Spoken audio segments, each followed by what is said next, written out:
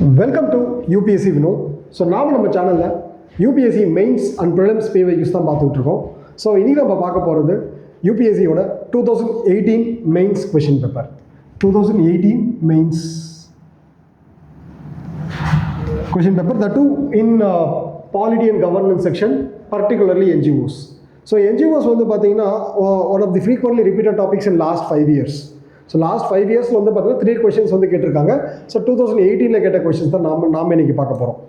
So question வந்து பார்த்தீங்கன்னா, how can the role of NGO can be strengthened in India for development works related to the protection of environment. So பர்டிகுலராக NGO versus environment, அதாவது வந்து பார்த்தீங்கன்னா NGO environment. So இது ரெண்டை வந்து pink பண்ணி கேட்டிருக்காங்க. ஸோ ஃபர்ஸ்ட் வந்து NGO அண்ட் என்விரான்மெண்ட்டுக்கு எந்த அளவு என்ஹான்ஸ்மெண்ட் ஆஃப் NGOs வந்து பார்த்தீங்கன்னா என்விரான்மெண்டல் ப்ரொடக்ஷனுக்கு வந்து லீட் பண்ணும். Discuss throwing lights on major constraint. என்ன ப்ராப்ளம், ஸோ என்ன ப்ராப்ளம், அப்போ வந்து பார்த்தீங்க அப்படின்னா ப்ராப்ளம் என்ன, அதுக்குண்டான சொல்யூஷன் என்ன அப்படிங்கிறத நமக்கு வந்து சொல்லணும். ஸோ NGOs அப்படின்னா வழக்கம் போல் வந்து ப்ரீவியஸ் கொஷின்ஸை பார்த்த மாதிரி பாலிட்டி அண்ட் இன்டர்னல் செக்யூரிட்டிக்கு எல்லாமே ஒரு ஸ்ட்ராங் டெம்ப்ளேட் வச்சுக்கணும் நம்ம. ஸோ இன்ட்ரொடக்ஷன் வந்து பார்த்தீங்கன்னா அங்கே போய் ரெடி பண்ணவே கூடாது, ஆல்ரெடி ரெடி பண்ண இன்ட்ரொடக்ஷன் இருக்கணும். ஸோ இன்ட்ரொடக்ஷன் வந்து பார்த்தீங்கன்னா NGO plays a crucial role in environmental protection and developmental works in India. ரொம்ப சிம்பிள். ஸோ கொஷின்லேருந்து அப்படியே நம்ம ஃப்ரேம் பண்ணிட்டோம். However, their effectiveness can be enhanced by addressing various challenges related to people, process, power and infrastructure. So ஆக்சுவலாக question வந்து பார்த்தீங்க அப்படின்னா எங்கே அட்ரஸ் பண்ணுறோன்னா, இந்த எஃபெக்டிவ்னஸ் வந்து பார்த்தீங்கன்னா எப்படி என்ஹான்ஸ் பண்ணலாம், எங்கெங்கெல்லாம் அட்ரஸ் பண்ணணும், சேலஞ்சஸை எப்படியெல்லாம் அட்ரஸ் பண்ணுற மாதிரி related to people, process, power, infrastructure. அப்போது அதாவது people, power, process, power, infrastructure, இந்த இடத்துல இருக்கக்கூடிய இஷ்யூஸை வந்து சேலஞ்சஸை வந்து நம்ம வந்து என்ன பண்ணலாம், அட்ரஸ் பண்ணிட்டா இந்த ப்ராப்ளம் சால்வ்டு, அவ்வளோதான். அப்போ ஃபர்ஸ்ட் வந்து பார்த்தீங்கன்னா சேலஞ்சஸ், வே ஃபார்வர்ட், ரெண்டை நம்ம பிரிச்சிடறோம். இட்ஸ் டேபிள் தான். ஸோ இந்த டேபிளை நம்ம எப்படி அட்ரஸ் பண்ணுறோன்னா, பீப்புள் ஃபஸ்ட்டு. பீப்புள்கிட்ட என்ன பிரச்சனை இருக்குது, NGOs அப்படின்னு சொல்லி பார்க்கும்போது ஸ்கில் கேப் இருக்குது. NGOs கிட்டேயே ஸ்கில் கேப் இருக்குது. என்னது, NGOs கிட்டேயே நமக்கு வந்து ஸ்கில் கேப் இருக்குது. ஸோ அதுதான் வந்து பார்த்தீங்கன்னா NGO lakhs technical expertise, limited access to the training and developmental opportunities. So NGOs வந்து ஒரு மெயின் ஸ்ட்ரீம்லைன் செக்டாராகவோ இல்லை மெயின் ஸ்ட்ரீம்லைன் பார்க்கவோ மேக்ஸிமம் யாரும் பார்க்குறதில்ல, அலைன் ஒர்க்காக தான் பார்ப்பாங்க. அந்த டைமில் அந்த ஆஸ்பெக்டில் எடுத்துக்கும் பொழுது நமக்கு வந்து limited access to training and developmental opportunities. As NGOவாக அவங்களுக்கு வந்து ப்ராப்பர் ட்ரைனிங்கும் கிடைக்கிறதில்ல, அண்ட் டெவலப்மெண்டல் ஆக்டிவிட்டீஸ்லையும் அவங்க ஈடுபடுறதுக்கு வந்து பார்த்திங்கன்னா அது ஒரு லேக்குனாவாக வந்து இருக்குது. ஓகே, ஸோ இதை எப்படி நம்ம அட்ரஸ் பண்ணலாம்? Capacity building, regular training. So government and academical institution offering courses on environmental management project implementation. So with respect to environmental மேனேஜ்மெண்ட்ன்ற கொஷின் கேட்டிருக்கிறதுனாலேயே நம்ம இதை எப்படி எடுக்கிறோம் அப்படின்னா, கெப்பாசிட்டி பில்டிங். நம்ம வந்து பார்த்தீங்கன்னா கெப்பாசிட்டி பில்டிங் ப்ரோக்ராம் கொடுக்கணும், ட்ரைனிங் கொடுக்கணும். ஸோ ட்ரைனிங் எது கொடுக்கணும், recording to offering courses on environmental management project implementation. So first பீப்புளை பொறுத்தவரையும் ஃபஸ்ட்டு எடுத்த உடனே ஸ்கில் கேப், அங்கே வேலை செய்கிறவங்கக்கிட்டேயே ஸ்கில் கேப் இருக்குது. செகண்ட், பீப்புள் ரிலேட்டடாக செகண்ட் இருக்கக்கூடிய இஷ்யூ வந்து disconnected with the people. NGOs வந்து பார்த்தீங்க அப்படின்னா டிஸ்கனெக்டட் வித் த பீப்புளோட அந்தளவு வந்து ஆக்சுவலாக பீப்புள் ப்ராப்ளத்தை எடுத்து செய்கிறதுக்காக தான் NGOஸே வராங்க. பிகாஸ் நான் governmental organisations are those who make help the people beyond what the government can do. ஆக்சுவலாக கவர்மெண்ட்டுக்கு ஓரளவு தான் ஹெல்ப் பண்ண முடியும் மக்களுக்கு. ஸோ மக்களுக்கு பாலிசி ஃப்ரேம் ஒர்க் பண்ணி மக்களை வந்து பார்த்திங்கன்னா பாவர்ட்டிலேருந்து வெளியே எடுக்கிறது தான் கவர்மெண்ட்டோட வேலை. இன்கேஸ் கவர்மெண்ட் வந்து எல்லாத்தையுமே அட்ரஸ் பண்ண முடியாத சுச்சுவேஷனில் NGOs வந்து பார்த்திங்கன்னா அட்ரஸ் பண்ணுறதுக்காக தான் NGOs அப்படின்னு நம்ம சொல்லியிருக்கோம். அப்போது அந்த மாதிரி வேலை செய்ய வேண்டிய NGO அப்போ மக்களோட என்னவாக இருக்கணும் அப்படின்னா, மக்களோட ப்ராப்ளத்தை தெரிஞ்சுக்கணும் அப்படின்னா மக்களாக இருக்கணும். மக்களுக்கும் அந்த NGOக்கும் ஒரு நல்ல கனெக்ஷன் இருக்கணும். ஆனால் இப்போ இருக்கக்கூடிய NGOs வந்து பார்த்தீங்க அப்படின்னா பீப்புளோட டிஸ்கனெக்டடாக இருக்காங்க. பிகாஸ் அவங்க எடுத்துக்கிற இஷ்யூஸ் வந்து பார்த்தீங்கன்னா பீப்புளுக்கு அகெயின்ஸ்டாக ஒரு சில டைம் போய் முடிஞ்சிடுது. ஸோ அதுதான் ஜல்லிக்கட்டு பேன் பை பீட்டா வந்து பார்த்தீங்க அப்படின்னா it's one of the classical example. So ஏன்னா பீப்புள் வந்து பார்த்தீங்கன்னா இந்த பீட்டா அப்படிங்கிற ஒரு என்ஜிஓ வந்து கம்ப்ளீட்டாக வந்து ஆப்போஸ் பண்ண ஆரம்பிச்சிட்டாங்க. Because they help to ban Jallikattu. So இப்போ இந்த இடத்துல இன்னொரு இஷ்யூ வந்து பார்த்தீங்கன்னா சேலஞ்சஸ் வந்து பார்த்தீங்கன்னா டிஸ்கனெக்டட் வித் த பீப்புள். இப்போ அதை நம்ம எப்படி அட்ரஸ் பண்ணலாம்? பப்ளிக் அவேர்னஸ் ப்ரோக்ராம் மூலயமா என்ஜிஓஸ் வந்து பீப்புளோட கனெக்ட் பண்ணணும். ஸோ டேரெக்டாக வந்து மக்களோட மக்களாக பேசுகிறோம், அவங்க எதுக்காக வந்திருக்காங்க, என்ன வேலை செய்ய போகிறாங்க அப்படிங்கிறத மக்களுக்கு எடுத்து எக்ஸ்பிளைன் பண்ணணும். அப்படி எக்ஸ்பிளைன் பண்ணும் பொழுது அவங்களுக்கு வந்து பார்த்திங்க அப்படின்னா ஒரு கனெக்ஷன் ஏற்படும். அப்போ வந்து பார்த்திங்கன்னா இந்த என்ஜிஓஸ் வந்து சக்ஸஸ் ஆகிறதுக்கு வாய்ப்புகள் நிறையா இருக்குது. Volunteer engagement. ஸோ ஆக்சுவலாக என்ஜிஓ அப்படிங்கிறது அதிகமாக இன்கம் வரக்கூடிய ஒரு கான்செப்ட் கிடையாது, மீன்ஸ் அந்த ஆர்கனைசேஷன்ஸ் கிடையாது. அப்போ அந்த இடத்துல difficulty in mobilising community partnership and sustaining volunteer support.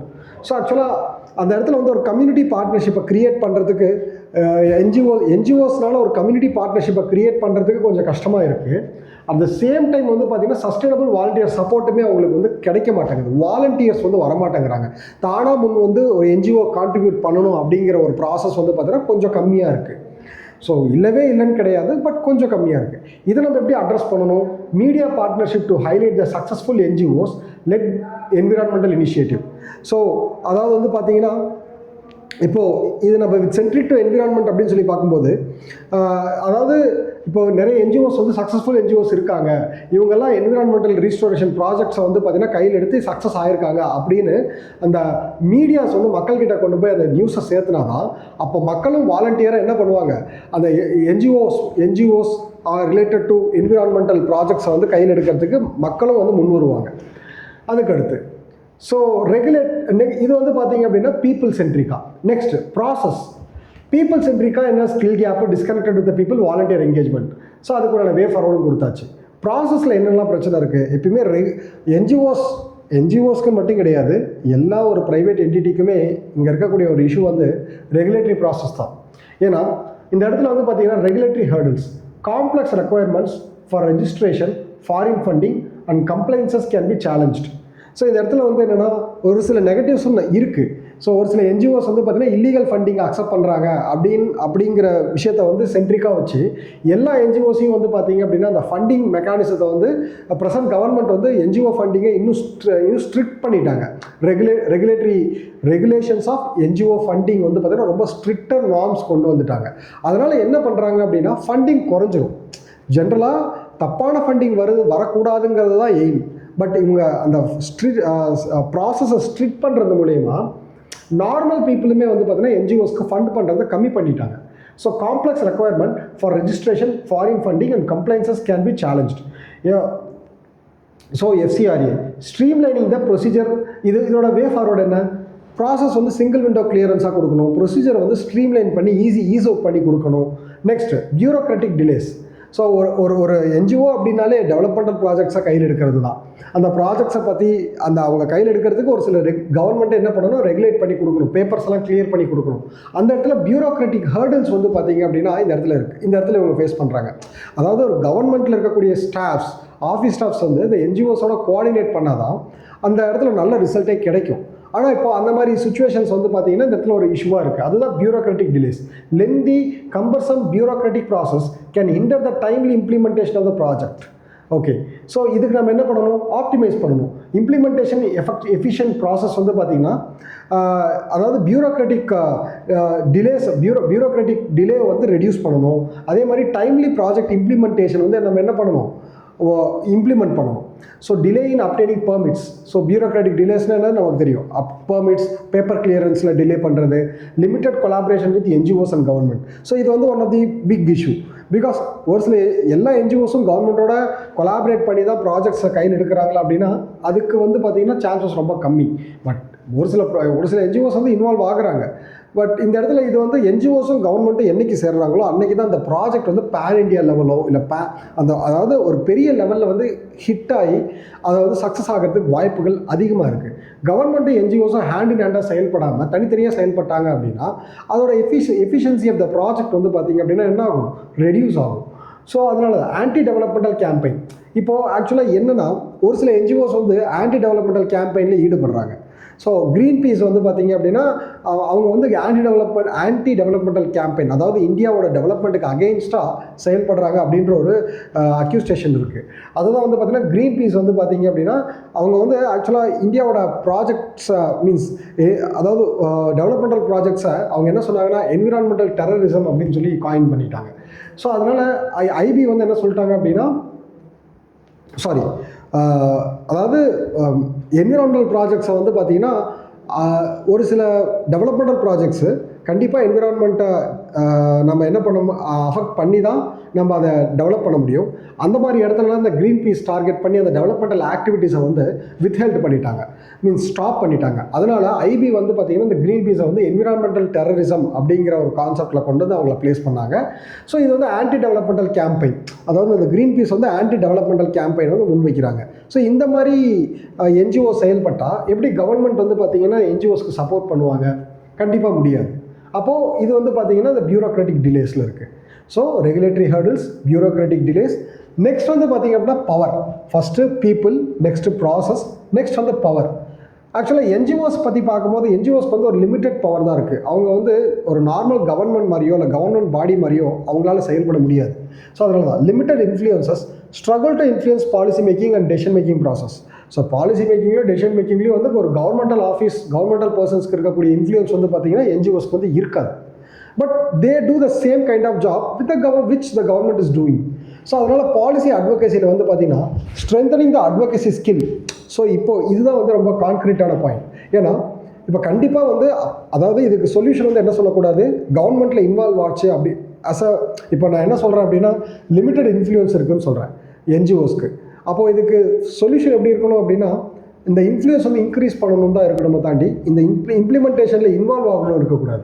அப்போ அது வந்து கவர்மெண்டல் ஆர்கனைசேஷனாக மாறிடும். என்ஜிஓ வந்து எப்போ வந்து இந்த ப்ராசஸ் பாலிசி மேக்கிங்கில் இன்வால்வ் ஆகுறாங்களோ, டைரெக்டாக இன்வால்வ் ஆனால் அது வந்து கவர்மெண்டல் ப்ராசஸ். அப்போது இதுக்குண்டான சொல்யூஷன் எப்படி இருக்கணும் அப்படின்னா policy advocacy, strengthening the advocacy skills of NGOs, advocacy skills of NGOs to effectively influence the policy makers. Policy மேக்கர்ஸை இன்ஃப்ளூயன்ஸ் பண்ணுறது மட்டும்தான் என்ஜிஓட வேலையாக இருக்கணும் தாண்டி பாலிசி மேக்கிங்கிறது யாரோட வேலை?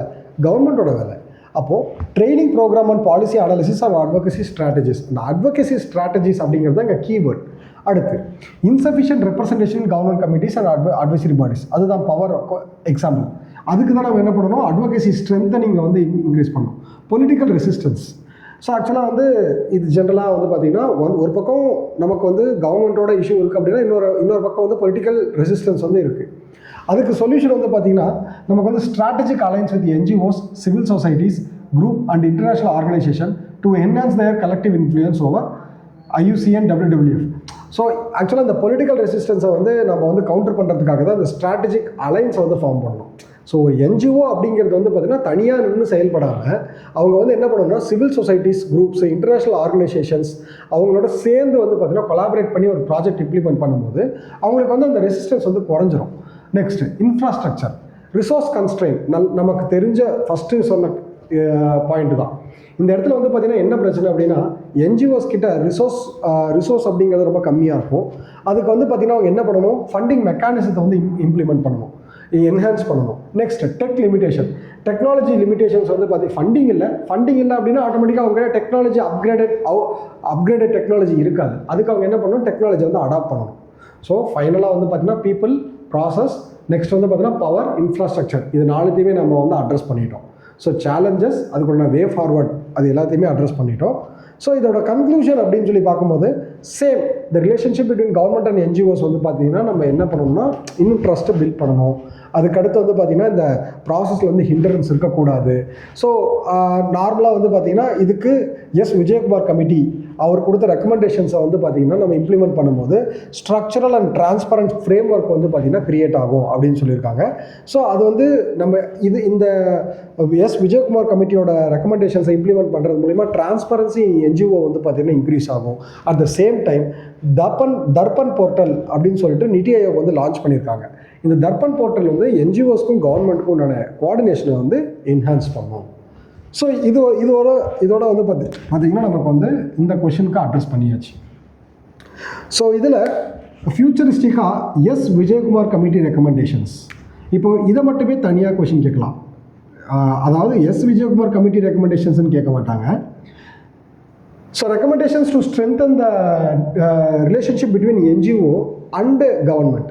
NGO and government, NGOs and government ஓட ரிலேஷன்ஷிப்பை என்ஹான்ஸ் பண்ண நமக்கு வந்து பார்த்திங்கன்னா ரெக்கமெண்டேஷன்ஸ் சொல்லுங்கள் அப்படின்னு சொல்லி பார்க்கும்போது, ஸோ ஒரு நோடல் பாடி க்ரியேட் பண்ணணும்.